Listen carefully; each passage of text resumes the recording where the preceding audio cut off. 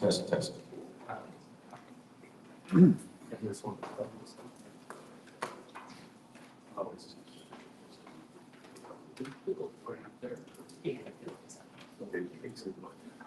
Good morning, everybody. I'm Congressman Mike Levin. I'm proud to represent the 49th Congressional District. Sorry we're a few minutes behind. Traffic was not wonderful on the 5, but we are here. And I want to thank the Livewell Center. What a beautiful facility this is. Thank you for opening this space to us today. And I want to thank all of our panelists for joining us. One is about 8 minutes away, so you'll see him come in, but we wanted to get started to stay on time. I want to thank the veterans that are in attendance today. I see at least a few of you that are here. I recently sent out a survey to over 300,000 of our constituents all across the 49th Congressional District, asked how they've been impacted by some of the administration's recent actions. And just candidly, some of the stories that we heard were really heartbreaking. Some of the veterans in our district who responded to that survey, I believe, are here. We have at least a few. Please, sir, thank you. I want to thank you for sharing the stories. And some of the stories were really, really sad. We're holding this hearing today because of you. When we saw those stories that had been sent to us, we said we need to bring together some local experts, and we need to hear more about what's happening in our community, and specifically happening to veterans. For the past 6 years, you may be aware, I served on the House Veterans Affairs Committee, and I was either the chairman or the ranking member of the subcommittee dealing with veteran employment, the GI Bill, transition assistance, workforce development, housing, and homelessness. And I'm very proud of the work that we did on that committee over 6 years, getting a lot of legislation done, particularly through a difficult period of time with the pandemic. And that now I'm on the House Appropriations Committee, and I'm very excited to be on the Military Construction and VA Subcommittee, where I can continue that good work with appropriating funds. So on the VA Committee, we authorize the programs, and on the Appropriations Committee, we appropriate the funds. At least that's how it's supposed to work. That's how it's supposed to work. So the work for veterans has been some of the most rewarding for me that I've done in Congress during my now 7 years. And I think we can do a whole lot more from the Appropriations Committee, particularly as it pertains to our installations like Camp Pendleton and all throughout the San Diego region, and then also all of our VA facilities throughout the region as well. So my role has changed in terms of the committee, but my role in terms of serving veterans remains the same. I think if you've been following the news, you've probably seen that VA is planning to fire 83,000 employees. Have you all seen that? Yes. And that represents about 15% of the overall VA workforce. What I can share with you is in conversations that I have had with some folks at the local level, they expect a similar reduction of 15 or even 20%. And as a result, morale is not great right now. Not great in San Diego and not great throughout the nation when it comes to the VA.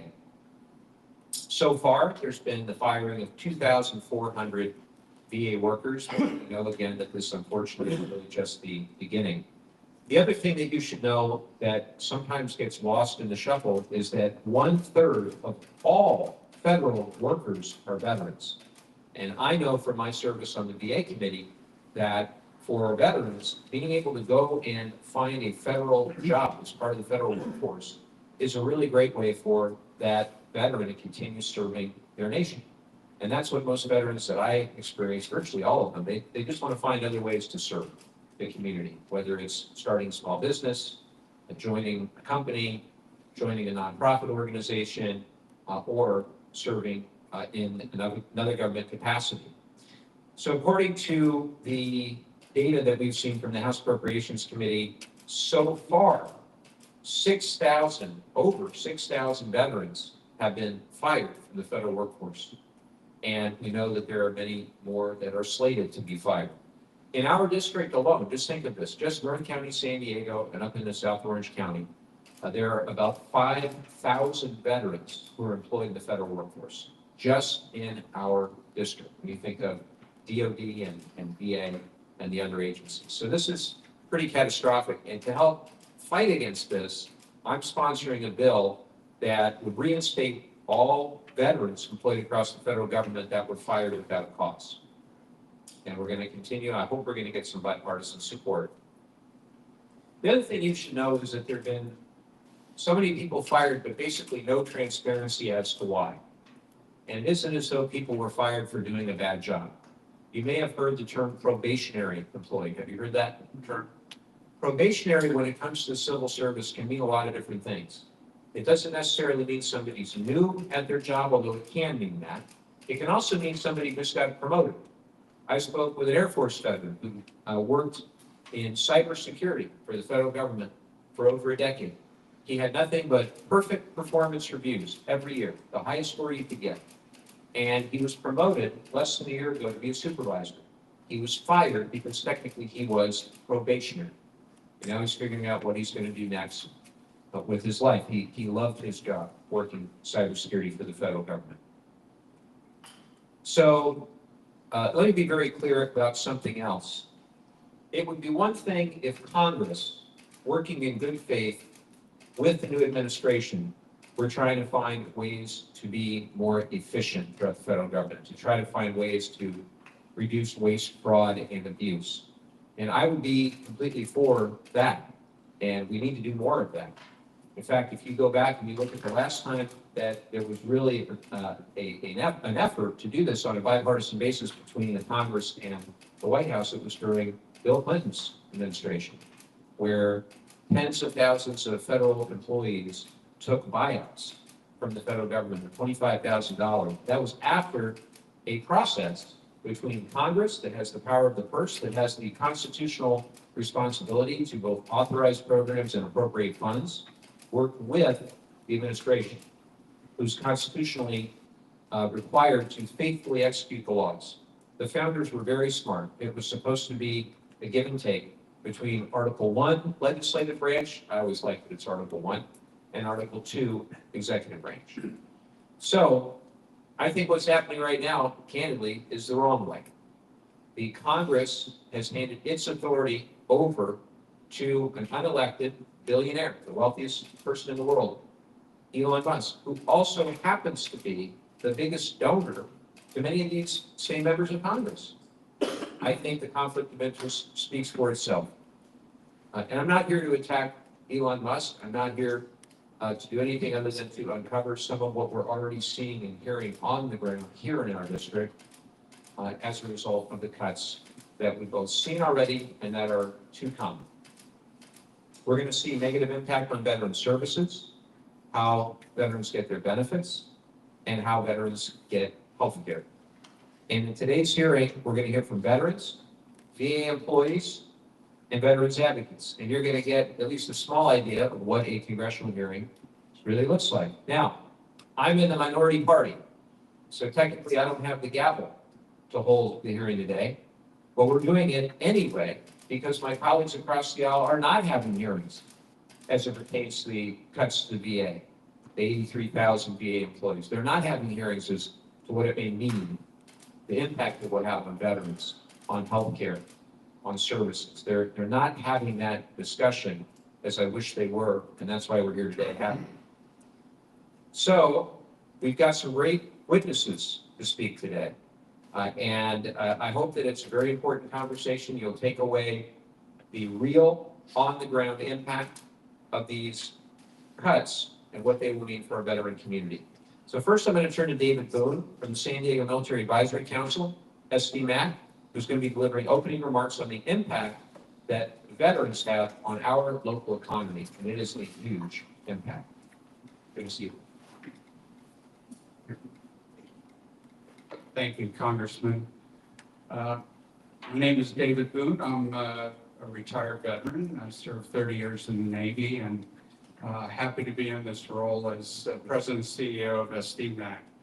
My job for this panel is to kind of set the stage to create a conversation with our panel members here. And so I want to paint a picture of what the active duty and veteran community looks like.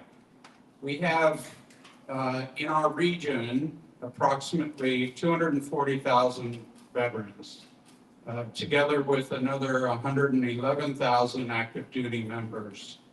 And together with their families, we're close to 1 million people in the region all together. And I add the active duty piece because they are potential veterans. We have more active duty in our state than any other state in the union. And so as they come through, whether it's their first tour or their last tour, and they get exposed to our beautiful state, they have an opportunity to consider when they transition to stay here in California. And I bring that up because we are losing veterans at a tremendous rate. Since 2000, the year 2000, we've lost 27% of our veterans. During a period of time where the veteran population actually grew by 17%. So that's a huge loss, and we're trying to figure out ways to incentivize veterans to stay in our state. So let's talk about the economics of veterans. There's two components to the economics when a veteran chooses to stay in a state. They get retirement pay from the service that they belong to, and then VA benefits, usually in the form of health care. And altogether, in our region, that's about $4 billion that contributes to our economy in the form of retirement and VA benefit. So those are veterans that are staying in our state, contributing to the economy through their benefits. In addition, specific to the VA, there's nearly 4,000 employees in our region that live and work and contribute to our communities. So the veteran pay that I mentioned, obviously they're spending money at the grocery store and the gas station. That contributes to another $2.5 billion to our economy. So we are a significant portion of our economy. We're trying to do more to retain veterans in our state. And it's not just dollars and cents. Our veteran community are some of the most giving people in our community in terms of contributing to nonprofits, contributing to volunteer organizations. They are the people you want as your neighbor. And so we feel very strongly toward incentivizing our veterans to stay in the state and continuing to be robust as part of our communities. So with that, I'll turn it over to the next speaker. Appreciate it. Yes, sir. Thank you very much. Thanks to SDMAC for all the great work that they do for our veterans here in San Diego. Next, I'm going to turn it to our panelists. And I should make a note that we sent a letter to Secretary Collins of the VA. First, we sent him a letter asking to use a VA facility for this hearing. We were told that they wouldn't agree to that. Then we wrote another letter to VA headquarters asking them to send a representative, any representative, to come and listen and hear from our panelists and also to answer the questions that we had. We've been saved in the seat, but as you can see, they did not show. This is in no way an indictment on our local VA. I can tell you I have great relationships with the team here locally. This is the decision that came out of Washington, D.C. So take that for what it's worth. I think that you may have been following some of the local press and some of the national press around the impacts of these 83,000 firings on our veterans across the country in a variety of different ways. One story from PBS NewsHour outlined 5 different ways that President Trump's budget cuts will impact our veterans. And I thought it was a really good breakdown, the 5 categories that they mentioned. So we decided that each of the panelists today, there are 5 of you, are going to highlight one of these impacts. First, we've got Andrea Johnson, National Nurses United Organizing Committee Director for the San Diego VA, to discuss how firings across the federal government are impacting VA and veteran federal workers. Second, we'll have Bruce Gaffney, U.S. Army veteran and a constituent, who will showcase how cuts to the federal workforce will impact VA healthcare. Third, we'll have Ashley Kamek, the CEO of 0800, to explain the firings at the Veterans Crisis Line and the impact of these cuts on veteran mental health. And fourth, and I hope you hang around because it's pretty powerful, I'm going to share a statement from a VHA employee who wished to remain anonymous, but who works on mental health research. And I've spoken to this individual on the effect of federal cuts on their research occurring at VA facilities across the country. I'll be reading that statement. And then finally, we're going to hear from Jonathan Castillo with PAP. We'll talk about services for our homeless veterans and the non-VA benefits that veterans rely on, such as Medi-Cal and CalFresh, that are now being threatened by the House Republican budget proposal. I'm going to go sit over there as we do in Washington, D.C. I'll be interacting with our panelists. Each will have an opportunity for an opening statement, after which I will be asking some questions. And with that, I want to recognize Ms. Johnson for your opening remarks. And hopefully that microphone is working. Hold it down. Get it turned on. Can you use the other one? There you go. Hello. Yep. Thank you. Hello, thank you for having me, Congressman Levin. I'm glad to be here today to speak out about the dangerous attacks on our veterans' healthcare. My name is Andrea Johnson, and I am a National Nurses United and National Nurses Organizing Committee Director for the San Diego VA. NNU is the largest union and professional association of registered nurses in the country, including 15,000 RNs across 23 VA facilities. Born and raised in San Diego, I have been a nurse for over 7 years and provide specialized care for our veterans in San Diego, which is an absolute honor. Our veteran patients value the care they receive in our VA facilities, but that care is being chipped away. Even before the past few months of attacks on the federal workforce, we are already dealing with a lack of investment in staffing. Last year alone, tens of thousands of nursing positions were eliminated across the VA healthcare system. Many of our facilities operate with unsafe staffing levels, and our nurses are stretched thin. We are exhausted, and many of us feel hopeless. While the Trump administration's initial executive orders have not directly cut nursing staff, we have been impacted by the loss of other VA staff that we work with. Housekeeping, dietary staff, supply chain management staff, phlebotomy technicians, and transportation staff all play a critical role in providing quality care to our veterans. When those positions are cut, that directly impacts nursing and our ability to provide care to our veterans.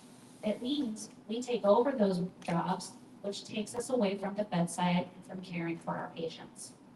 Anytime we step off our unit floor to transport a patient because we don't have transportation staff, it puts our other patients in jeopardy. Patients could have changes in their condition, like chest pain, arrhythmias, shortness of breath, which could lead to complications, including death, if we're not there to timely address those issues. To keep our patients safe, not only do we need adequate levels of support staff, but we also need adequate nurse staffing.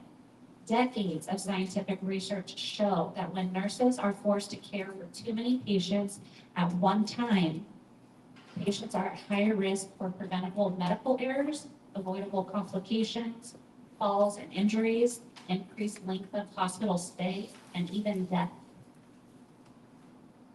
Since the staffing cuts happened, I've had to leave my patients and go to a pharmacy on a different floor because the pharmacy was understaffed.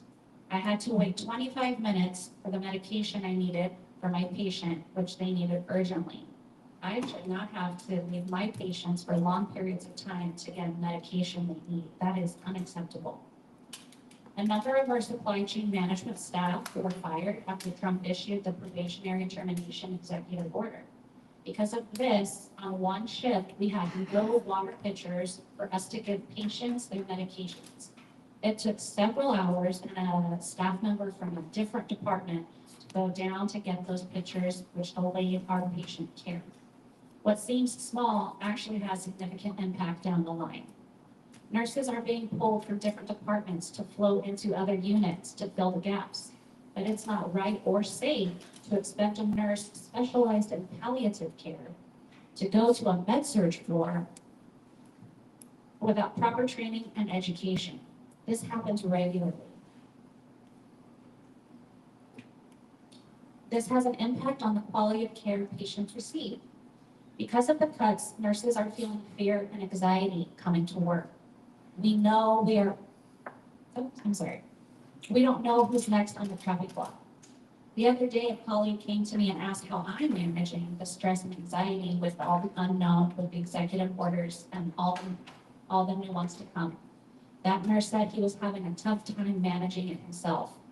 I told him it's important to remember this is not a reflection on our value or our job. We know that we are important to our veterans. The Trump administration has no clue how to provide health care to veterans. They do not understand the unique needs of the veteran population, and it is clear they have a goal to destroy our VA public health care system. It is despicable. Veterans have risked their lives and bodies to protect this country, and we owe it to them to care for them when they come out of service. Nurses will not stand by and watch veterans' health care be dismantled. We are fighting back. I want to thank you, Congressman Levin, for inviting me to speak. We need leaders like you by our side, fighting back with us. Thank you. Thank you, Ms. Johnson. And thank you, Ms. Johnson. Thank you for the work that all of our nurses are doing. Please convey my thanks to all of your colleagues, both in San Diego and elsewhere. Now I'd like to recognize Bruce Gaffney for an opening statement. Thank you. Can you hear me? Listen. You're good. Thank you. Thank you very much.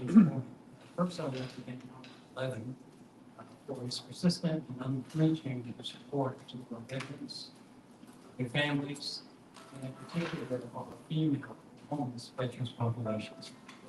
They have special needs, and I think we all. So we appreciate it. Second, I'd like to thank the Congressman for this opportunity to speak with you today. But before I get started, I have a rhetorical question to ask. When do veterans become viewed as disposable items?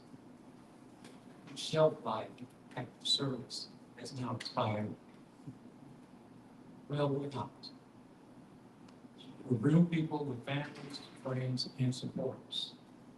And those advocating to push us aside should be aware that active duty service members are watching how the veterans population is being treated, rethinking whether they should stay in service until retirement or leave after returning enlistment.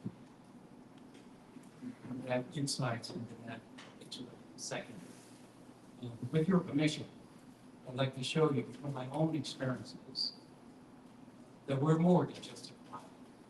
I have just 10 minutes to do it. Real quick, but not too quick. So, formal introduction first. I'm Bruce Gaffney from Oceanside.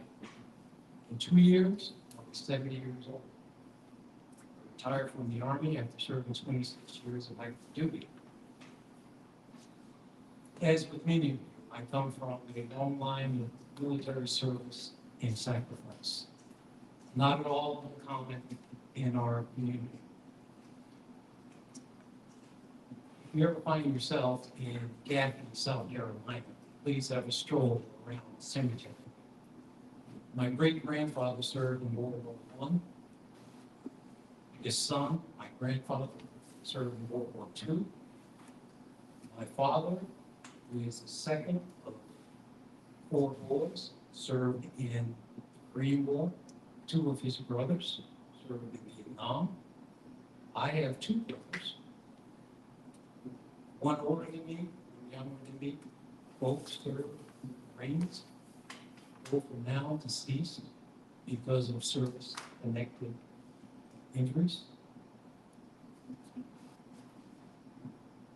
I have 2 sons. One on active duty, an infantry officer, served several combat tours. And the other one, I kept home. I have no grandchildren. I'm a retired disabled veteran. I'm a Social Security recipient and Medicaid eligible. I have a keen interest in what happens at the VA and what happens to the VA. So let's briefly talk about budget. In context, in FY '24, the Veterans Administration budget was $325.1 billion.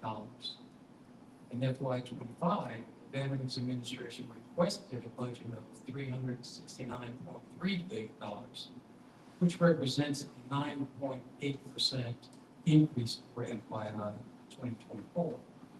The current administration has proposed reducing Veterans Administration staffing levels to that of FY 2019. Understanding that where the staffing goes, where it's budget. And it all the money. In FY 2019, the total VA budget was $198.6 billion. If successful with these staffing cuts, that could leave the current requested budget at a deficit over $170.7 billion. Bottom line is that would be a 41.7% decrease in VA funding and staffing. And that's without any of the other promised program cuts. To address these issues, the Veteran Administration Secretary, Doug Collins, said on February 13, 2025, I quote, "I'm the secretary, and I'm telling you right now that that's not happening. The reality is veterans' benefits aren't getting cut. We are actually giving and improving their services." This quote comes from the Secretary's post on the VA News webpage. Reality is, with a 41.7 decrease in budget corresponding with personnel layoffs, what veteran is not going to be impacted? As we see, the VA staff is the first target. Then surely followed by program reductions and facility exposures due to lack of personnel to operate. So, who are these VA workers and what exactly do they do? First, as Mike mentioned, the overwhelming majority of them are veterans themselves, and then many of them are disabled veterans. VA workers assist veterans in filing for and managing disability claims. They ensure veterans have access to urgent and emergency care. They assist veterans in finding long-term, stable living environments to include home health care, assisted living care, and nursing home care. They offer mental health care, including crisis management and long-term clinical interventions. They provide rehabilitative services and access to medical equipment and prostheses. They assist veterans in managing prescriptions and medications. They help veterans access educational benefits as well as understanding the workings of the GI Bill. They provide vocational rehabilitation and employment services to keep our veterans working.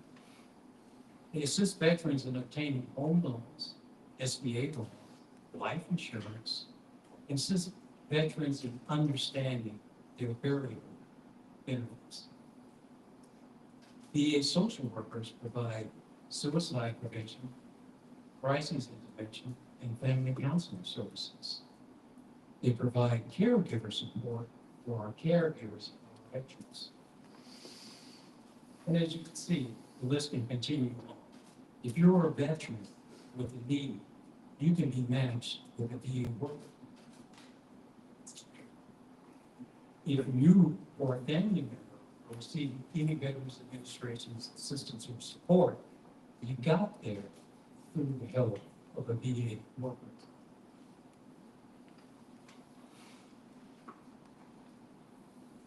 Which brings us full circle to the Veterans Administration Secretary's comments.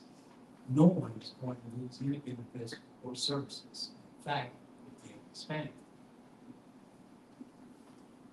But there are other ways these cutbacks have devastating impacts on our veterans community.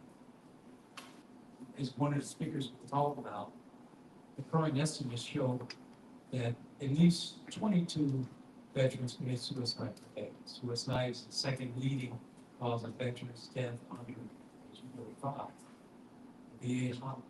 VA crisis hotline is estimated to field at least 60,000 calls a month. The current administration must cut that, shut out the crisis hotline.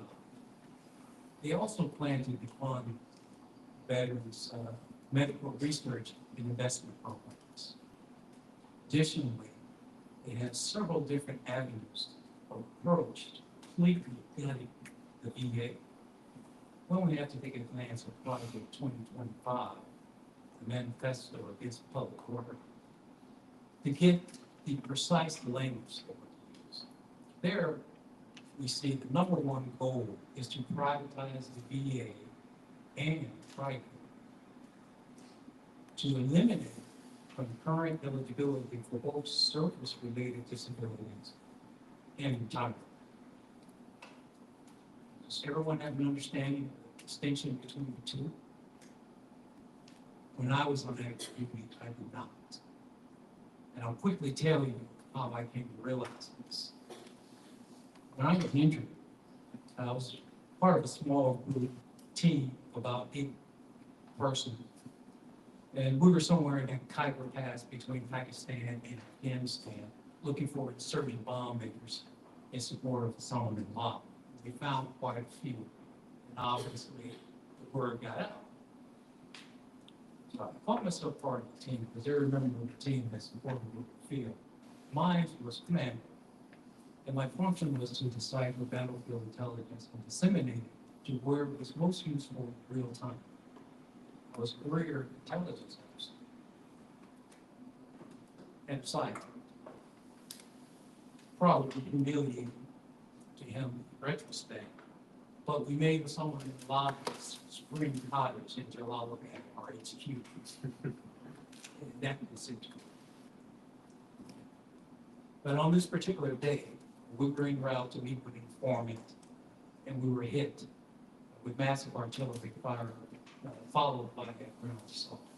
Despite lasting for about 4 hours, it ended with our overwhelming air superiority and the ability to quickly seize the slightest advantage in the battlefield and counteract their assault with our own barrage of artillery. That was the end of the battle and the beginning of my journey. I recall some slight protests about leaving behind undestroyed equipment. That's not all.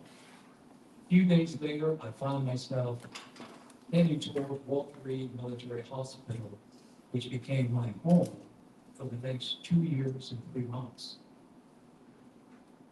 And this happened during the 23rd year of service. I'll list just a few of my injuries, but not all. I ended up with a shattered but not severed spine, TBI with brain tumor. The tumor could not be removed. Optic nerve damage, which led to trauma-induced glaucoma, which leads to blindness. Teeth missing, fractured jaw, loss of hearing, internal injuries, just too numerous to mention right now, but included long-term and short-term memory disorders, which is why I rely heavily on those, since I don't remember what it means. So I often have blackouts. I can't recall where I'm at, what am I doing. Quickly look at the notes.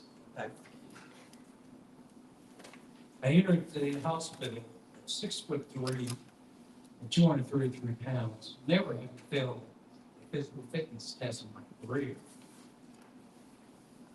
I left the hospital 6'2" and 161 pounds, and without the ability to stand and walk without assistance. Today, I'm still 6'2", grown by inch back. But I'm up to a whopping 174 pounds, still with some ability challenges. My wife quit her full-time job, to come to DC to assist me in recovery, and has refused to leave my side ever again. Not. She's always been my caregiver, and will always be my caregiver. Except for now, it's recognized by the government and soon may not be. The current administration is also putting a caregiver program that we're talking about. Every single long-term patient at the hospital was assigned a VA social worker. Their only job is to ensure that you receive all the health care that you require, that all of the patient's needs are handled in an open, expeditious manner.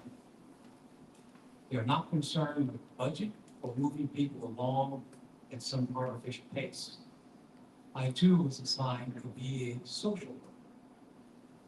When it was unclear if I would ever be able to stand unaided, let alone walk, he advised me of the advantages and disadvantages of not retiring before receiving a disability rating.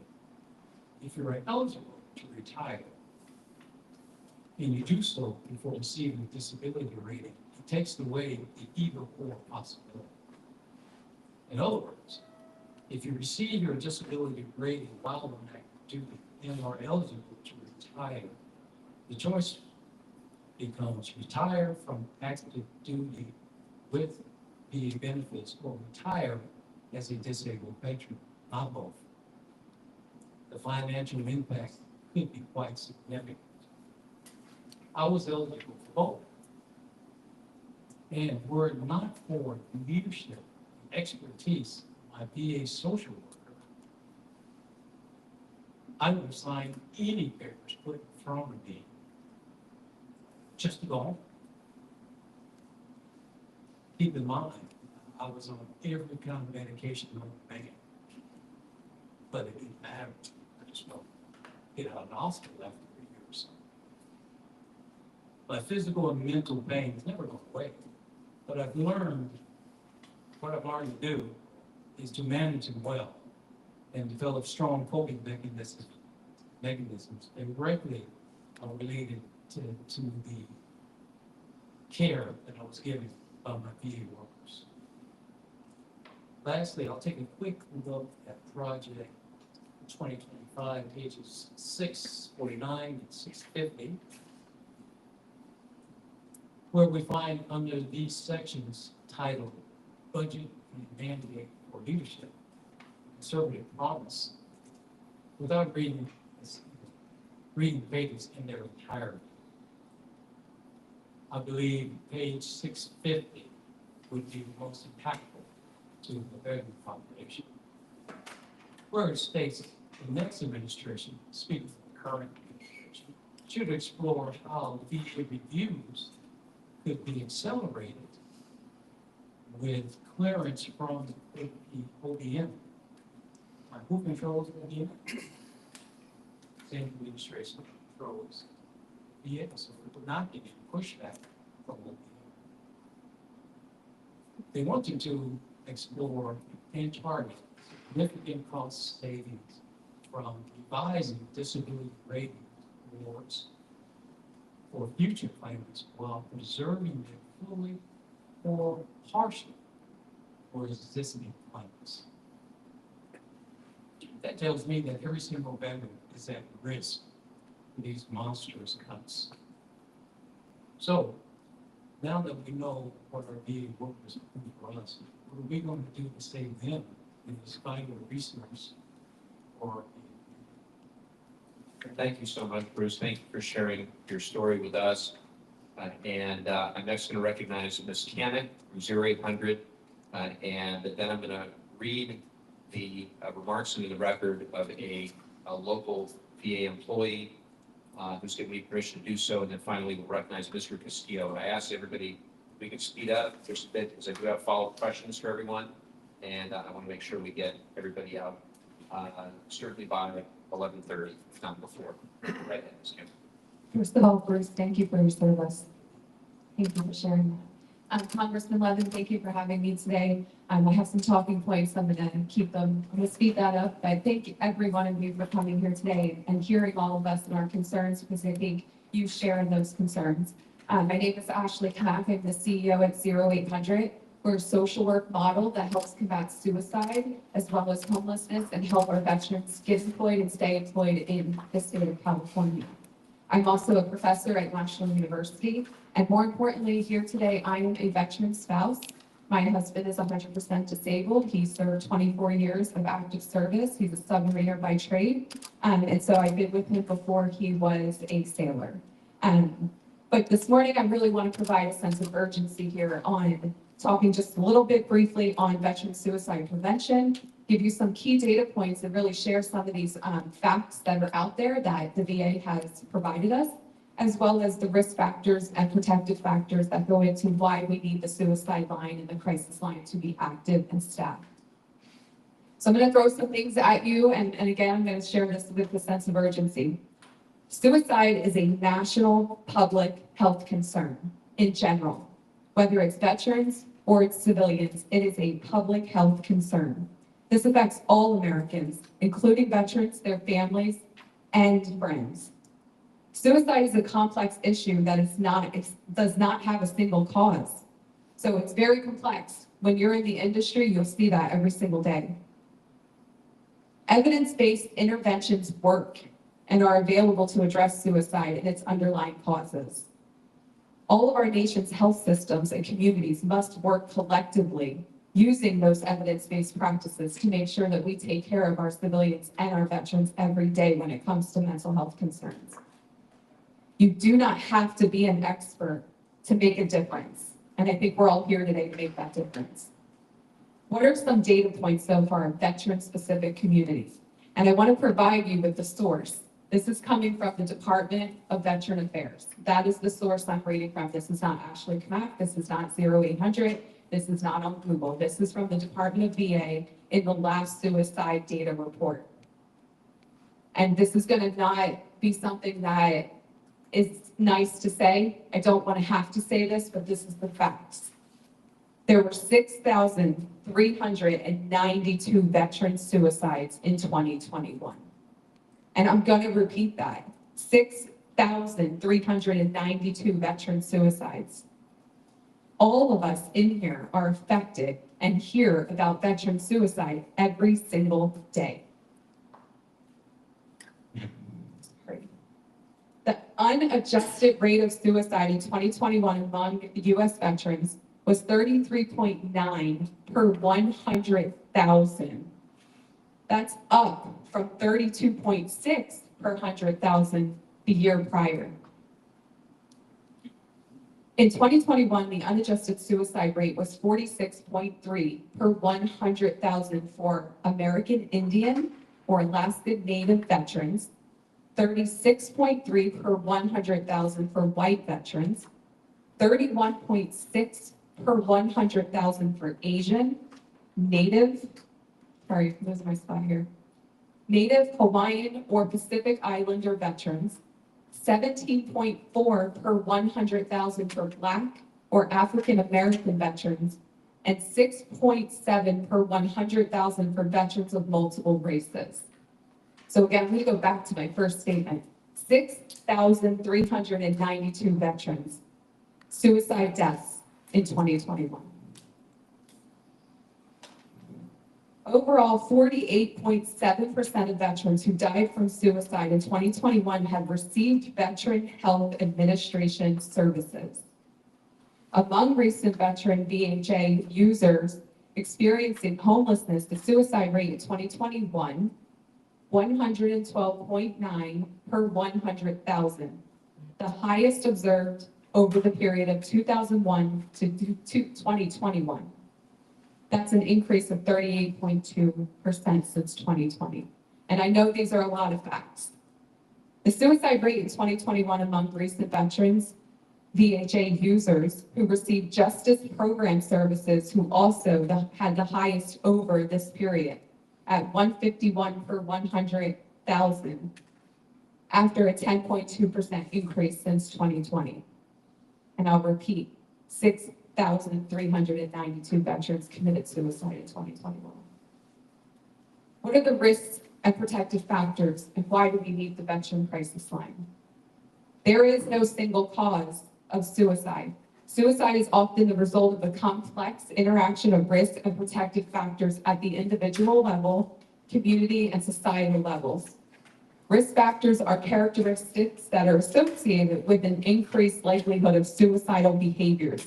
Some risk factors for suicide include prior suicidal attempt history, certain mental health conditions, access to lethal means, and stressful life events, such as divorce, job loss, finances, and the death of a loved one. Protective factors can help offset risk factors. So I'm going to repeat that. Protective factors can help offset risk factors. These are characteristics associated with a decreased likelihood of suicidal behaviors. So to prevent veteran suicide, we must maximize protective factors while minimizing risk factors at all levels. We need the veteran crisis line. At 0800, we are connected to the 988 line.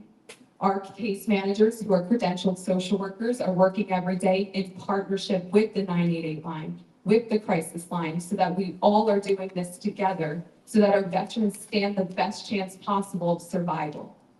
And what we know from veterans, by talking to them every single day, and many of you that are in here today, we cannot unsee and we cannot unhear the experiences we have had as humans. And our veterans have seen and heard things that are incredibly different than our civilian population. And I'm going to close and speed it up with this. My husband is a 24-year submarine veteran who I've been with since high school. My husband was suicidal around 2017. I can tell you, as a spouse who lives with somebody who has had suicidal ideations, that it is almost impossible to handle these types of things alone. The Veteran Crisis Line could save lives and help our caregivers and their spouses help save lives. We absolutely need that to exist. I appreciate everybody for listening to my sense of urgency today. I appreciate Congressman Levin for having me today. Thank you. Thank you so much, Ms. Cannon. I now want to read into the record a statement that was provided to me. Dear Representative Levin, I'm a civilian VHA clinical research coordinator on a psychological study designed for veterans dealing with cognitive distress who are experiencing symptoms of anxiety, depression, or PTSD. My research involves comparing different psychological interventions designed to relieve those symptoms. This is my personal experience with the VHA system. In my particular system, there are well over 1,000 veterans who are currently on a wait list for one-on-one psychotherapeutic interventions, which include 12 to 15 sessions. Many of these veterans have been waiting for months, if not years, and the sheer lack of VA mental health care providers is already threatening this precarious situation. The Department of Veterans Affairs is a major hub for research and development, and VHA research, particularly for mental health, is a key component of VA healthcare. Our clinical research not only directly informs VHA's standard of care, but our mental health research quickly helps to alleviate some veterans' immediate stress because we recruit from veteran populations who are currently waiting for, struggling to find, or who have given up on seeking VA mental health care. I personally work closely with VA primary care physicians, nurse practitioners, registered nurses, psychologists, and psychiatrists who express their frustration with the inability to provide adequate care to their veterans due to the sheer lack of time and people.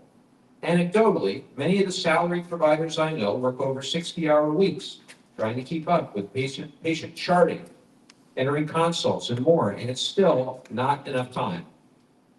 Regarding the veteran population I serve, many of them have expressed immediate concern regarding the safety of their health data and care. Wait times are longer. They're worried about threats to their service-connected disability, and in the mental health sphere, many are rightfully upset that they can't get access to the services that they desperately need. I have profound respect for these veterans. It is infuriating to know that not only are they currently not getting the care they need, but that if tens of thousands of healthcare workers are removed from the workforce as the Trump administration has threatened to do, they will lose their care. I have never witnessed any healthcare provider at my VA slacking on their responsibilities. Instead, I see them working through breaks or lunches to keep up with the patient load. While this is not to be commended, it shows their commitment to their careers and reemphasizes that there are not enough providers as it currently stands.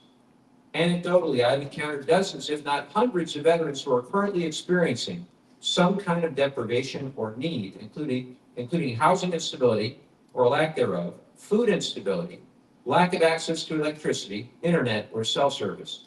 I offer as much support as I can without exceeding the scope of my practice, but the current administration has expressed a lack of respect, if not outright disdain, for social workers.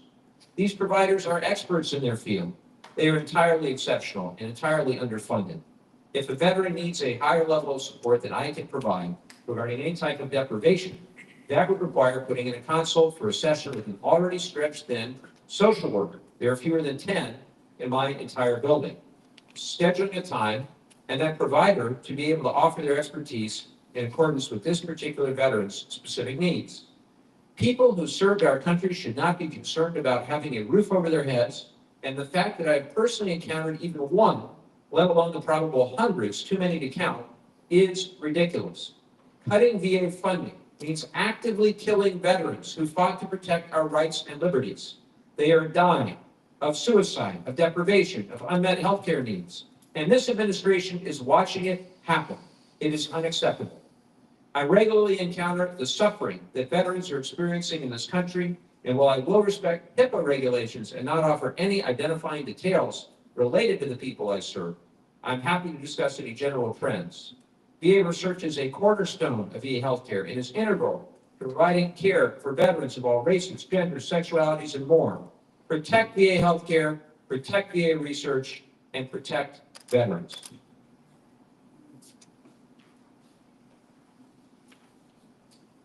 And now I'm going to turn to Mr. Castillo for his remarks. Thank you. Can you guys hear me okay? Yes. I'm Jonathan Castillo. I serve as the Chief Regional Officer with PATH. And those of you who are not familiar with PATH, we are a service provider that provides a wide range of services to people experiencing homelessness.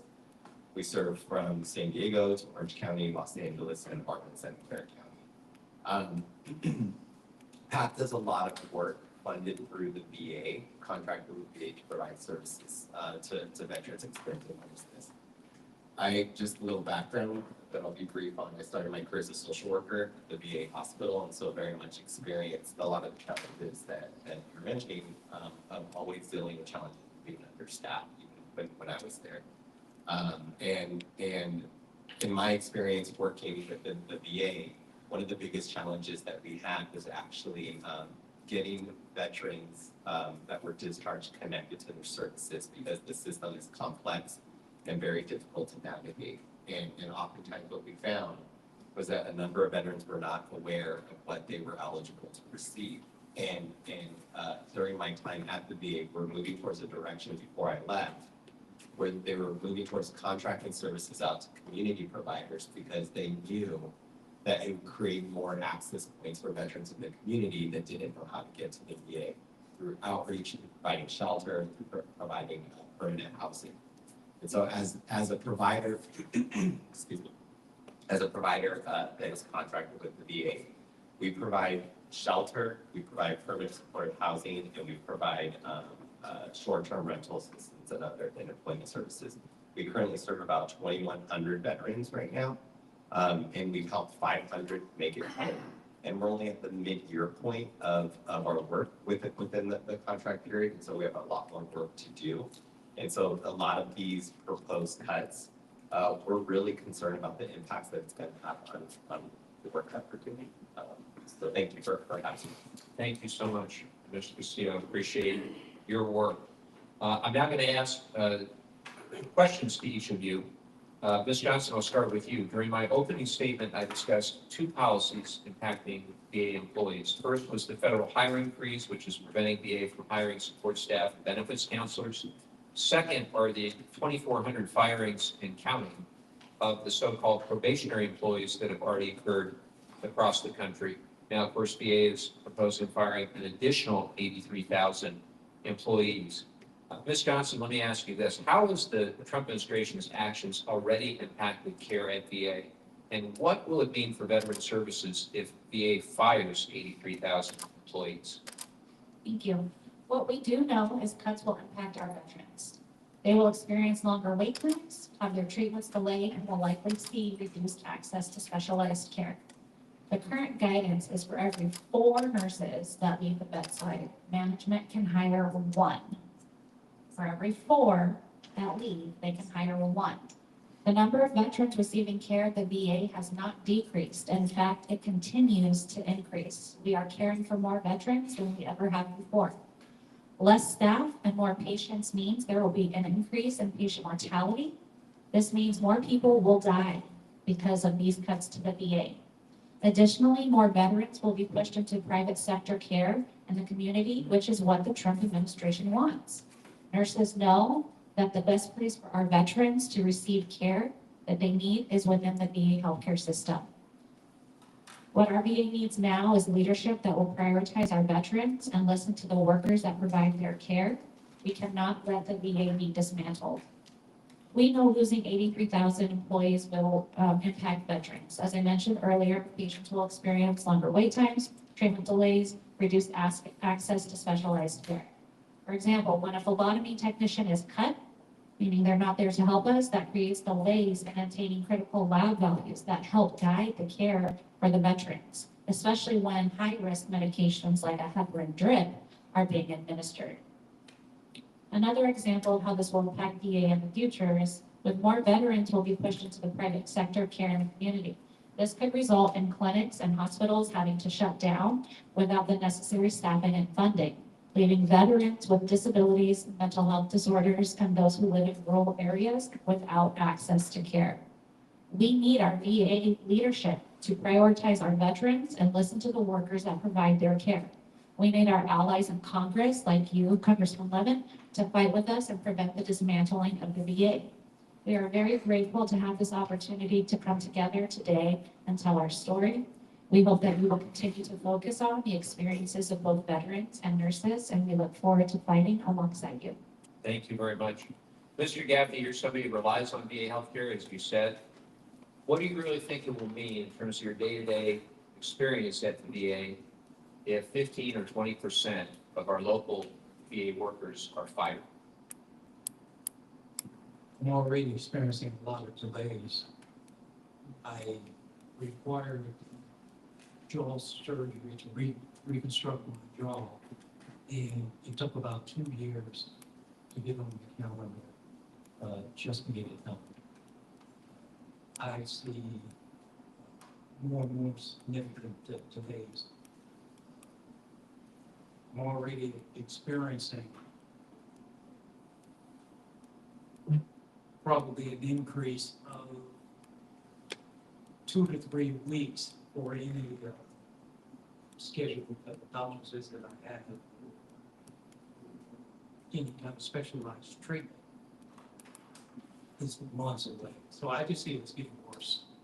You know, the thing I'll mention also is that Mr. Gaffney talked about 2019 staffing levels, and I think there's a desire on the part of the administration to cut those who were hired as part of the PACT Act.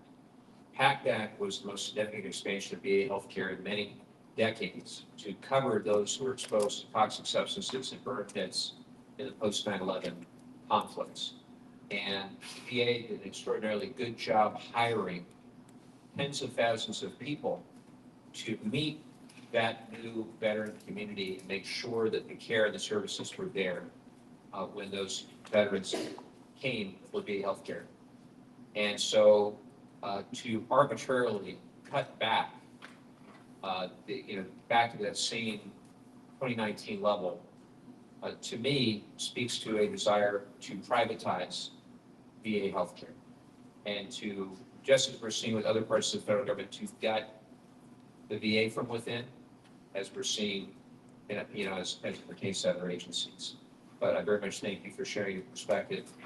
Let me turn to the Veterans Crisis Line. Ms. Kamick, employees of the Veterans Crisis Line have been among those fired in recent purges of federal employees. We also know that the majority of crisis line workers have always worked remotely. So that's the other thing we're dealing with. Any attempts to completely end work for federal employees will only hurt the mental health workforce. And of course, we have made it so that telehealth is now available to a lot more veterans. Why is it so essential to have a fully staffed Veterans Crisis Line? And what can you tell me about the importance of remote work and telehealth? Thank you, Congressman, for this question. As I mentioned, mental health, addressing mental health, it's a complex experience on any clinician, anybody who does non-clinical social work. No single story is the same, no experience is the same. But what remote work does is it helps the crisis line be spread out in areas that have time zones everywhere. So we know we live in a country where it's 3 hours ahead right now on the East Coast. And right now we're only going into midday. When you have remote accessible people, that means they can employ people in various areas, and you can have different, you can be able to tap into somebody who has these shifts covered throughout that time. So I think that number one, that allows for more people to be hired and staffed in areas so that if it's 2 o'clock in the morning, somebody is there to answer because they're vacant on shift. This is a ripple effect. If we are going to fire anybody on the crisis line, well, that's 6,392 veterans who committed the act of suicide. We're going to see that number increase. But the ripple effect that it's going to have across the community is that our civilian demographic and workforce is going to be pressured to then respond. And that, as many of us up here that are nonprofit affiliated or work within the county or the community, you're going to see that pressure go into our emergency services and things like that. So there's going to be an increased need to redesign platforms that have been able to already redesign so that the crisis line could respond to that. So I think that this is a very complex issue. And when you shut down a crisis line, for the amount of veterans that are across the world who have served our country, we need to have enough people to respond to the things that they cannot unsee and unhear. Thank you so much for your answer. Mr. Castillo, let me turn to you. Thank you for all the work that you do for homeless veterans in particular. In addition to the cuts at VA, we've heard about cuts to HUD and specifically to parts of HUD that could impact our homeless veteran community. Can you expand on what you're hearing and seeing about cuts to HUD and what that may mean for the homeless veteran community? Absolutely. So one of the programs that we operate is HUD VASH. And HUD VASH is a partnership program between the Department of Veteran Affairs, HUD, and local public housing authorities. The program provides supportive services, case management to veterans when they move into permanent housing. The public housing authorities provide a subsidy that stays with the veteran for a lifetime. This program, we are contracted to serve in San Diego, Los Angeles, about 900 veterans, and right now we currently have about 200 that move into permanent housing. A lot of our concerns around potential impacts that is going to have is we're not clear yet on what it means for the public housing authorities, but we're anticipating that's going to impact delays, and those delays might be in the ability to issue vouchers or vouchers even potentially being cut. I think what we're seeing from HUD right now is that even with awards that have already been, the providers have been notified with, the cuts from HUD are impacting the execution of contracts and services to sort of move forward. And so, we're also in conversation with public housing authorities, and they're not clear on what's actually happening right now. And I think that's part of the challenge. Is there's no sense of how this may or may not impact, but everybody's kind of pins and needles, anticipating that there will be some changes and potentially delays in issuing the vouchers. It's very concerning because we've been working very hard these last 6 or 7 years trying to improve the HUD Bash program. And let's certainly follow up and take that back. Let me turn to Medicaid and nutrition aid.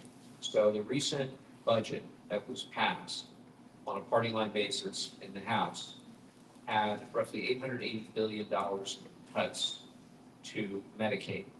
1 in every 10 veterans is on Medicaid, Medi-Cal in California. And the other huge cut goes to nutrition aid in California, CalFresh. Can you speak to what very significant cuts to those two programs? What would that mean for the homeless veteran population, for those who are at risk of becoming homeless?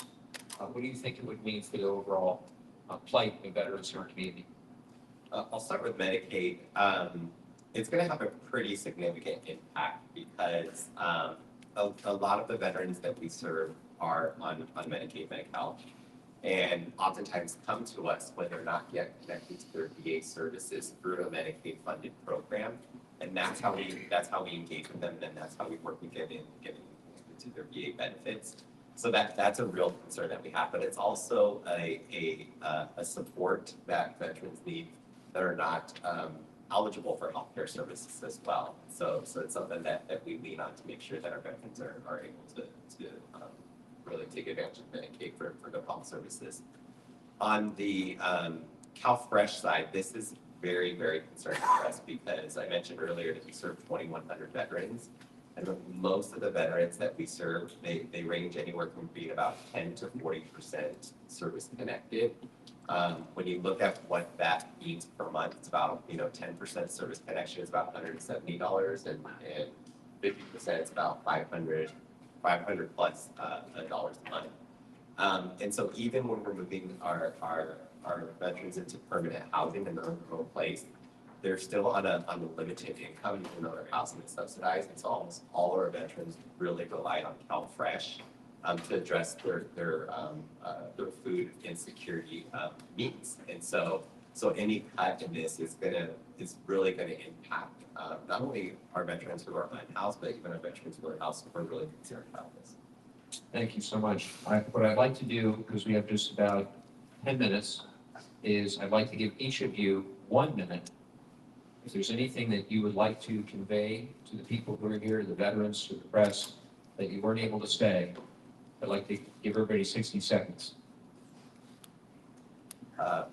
You got the microphone. Yeah, I was over time. I think one of the concerns, I really appreciate us having the time today to raise the concerns around the potential impacts and cuts. I think this administration has made it clear that they do not believe in handouts and that they're very big on hand-ups. And our concern around what this could mean for a lot of the services that are offered through the VA and the VA's partners could be seen as handouts. So like housing first, low-barrier, these are a lot of services that are evidence-based that have been shown to be really effective with engaging people with chronic health and behavioral health needs. And so I think our concern is knowing that they're looking at already making these cuts with non-veteran programs, what it could mean when their attention is then focused on some of these veteran-specific programs that don't align with sort of their philosophy and services. I think I would like to spend my minute talking from a family perspective and humanizing what is happening. It seems to be that we're stating veterans as if they're not human beings who have went through the things that they cannot unsee and unhear. I want to share with you and remind everybody who will ever listen that there are families that are standing by these individuals who have experienced things that they'll never forget. And when a veteran is absolutely standing in crisis, if you have not seen that, it is unexplainable. And when you're a family member and you are not a clinician, and you are not in that service industry, and you are a child of who watched mom or dad deploy, who watched mom or dad, leave for extended periods of time, not knowing what they did, but they came home a little bit different, and now they're out of uniform, and they're in absolute crisis. It is very hard to have your kids understand what they have been through, because we're not talking a history lesson of their service. We're talking about how can I help them in the moment? And the Veteran Crisis Line is helping them in the moment so that 6,392 people do not get hired. And so I share in my last remarks that our veterans are human beings who have stood up to protect and serve this country. And this is the least we can do for them, to thank them for their service. Thank you. Thank you, Mike. I'd like to speak from the veteran wounded warrior's perspective of the services and what can expect to happen. When I was released from the hospital, I had therapy probably 3 times a week. Now, we get them maybe twice a month. Because the waiting list is so long, so many veterans seeking these services, but there are not a lot of providers left for them. So a group of us veterans started our own support group, and we meet off campus alone and discuss the same issues that we would have discussed in the clinical setting. Only now we look towards the seniors in the group to actually lead the group.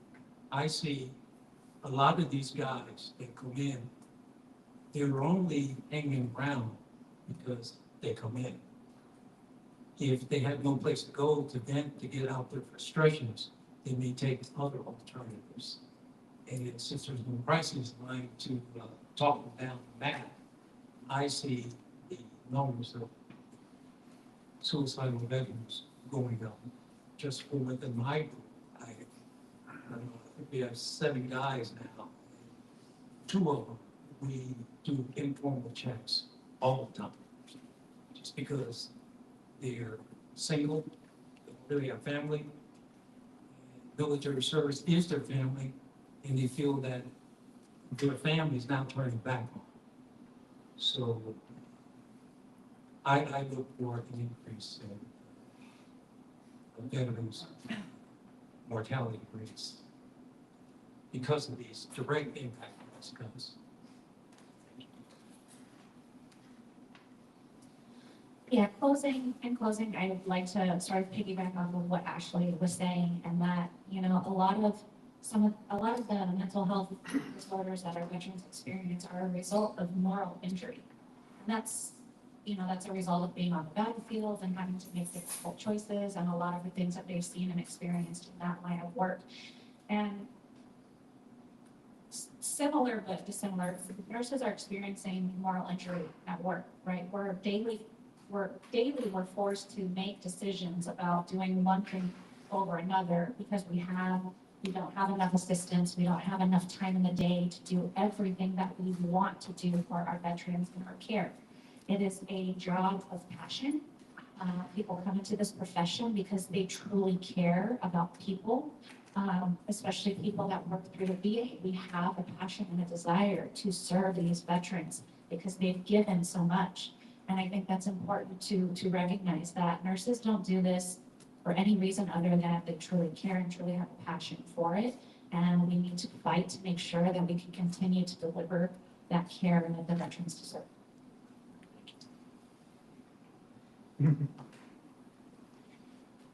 It's clear this administration is moving in the direction to privatize federal services, not just at the VA, but across federal institutions. I'm not opposed to looking at privatizing certain functions in federal space. I think it's healthy to do that. But there's a process to do that, an established process by OMB. It's called A76. When I was on active duty, I went through that process for several functions that I was responsible for, and it was transparent. went through a process of identifying what the scope of work on the government side is and how can the private sector provide that same scope of work.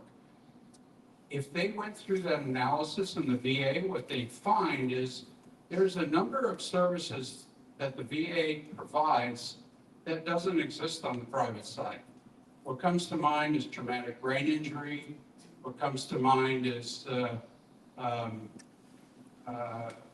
amputees that get support where best of class exists in the VA. And those type of services that are unique to the veteran community doesn't exist on the outside. And so, again, I'm not opposed to privatization as long as it's done through a correct process instead of taking an axe through an organization, watching it break, and then expecting the private sector to pick it up. So I think this is really about a process issue in terms of how they are doing it. And in the process of doing it, they're breaking organizations and services to people that need it most. Thank you very much. Thank you all so much. I told everybody we'd get out of here before 11:30. I will tell you, I will fight against the privatization of the VA with my last breath, because I think that it would be fundamentally the wrong thing to do for veterans. I remember when we were debating the PACT Act, and I had a lot of colleagues saying, well, we can't afford it. And I remember very well saying, we already made the decision to spend this money. When those young men and women were sent into Iraq, Afghanistan, when they were put in harm's way, trying to serve this nation, trying to protect our freedom, they were exposed to toxic substances, and as a result of that, they have a variety of respiratory conditions, cancer, some are dying. We have to take care of them. We already made that decision. I think the least that we can do as a nation, as a strong, healthy nation, is take care of our veterans. Take care of their physical, mental, emotional, financial well-being. Make sure they have a decent place to live. Make sure that if they have suicidal ideation, that they have people that they can speak to. Make sure they're getting excellent nursing and medical care. Make sure they have a great business opportunity if that's what they want to pursue, either as an entrepreneur or working for one of our great companies. So I commend every one of you for all the hard work that you are doing every single day in service of our veterans. My great concern is based on everything that I'm seeing and hearing. We're about to experience a 15 to 20% reduction in force of our local VA facilities. And that will mean that all the things that you aspire to do every day to improve the lives of our veterans will be put at risk. And I worry that a big reason for this, one, is they don't want to spend the money. We already made the decision to spend the money when we sent our men and women into harm's way, number one. Number two, they think the private sector can do the job. I don't think they can nearly as well, particularly when it comes to specialized care and services that our veterans require. And so I'm going to fight with everything I have against that. I want to thank our witnesses. Also, if any of you are willing to share your story, including our witnesses, on camera or social media, please see a member of my staff. Can they raise their hand? And I want to thank our staff as well for doing a fantastic job. Because we want to share your stories widely. It's one thing for me to put it on social media and speak about it. It's another thing entirely for you. A lot more powerful for you to do it. And then finally, I want to thank again the Live Center. It's a great facility. Thanks for having us. I hope everybody has a good weekend and enjoys the beautiful weather outside. Take care. Thanks. Thank you.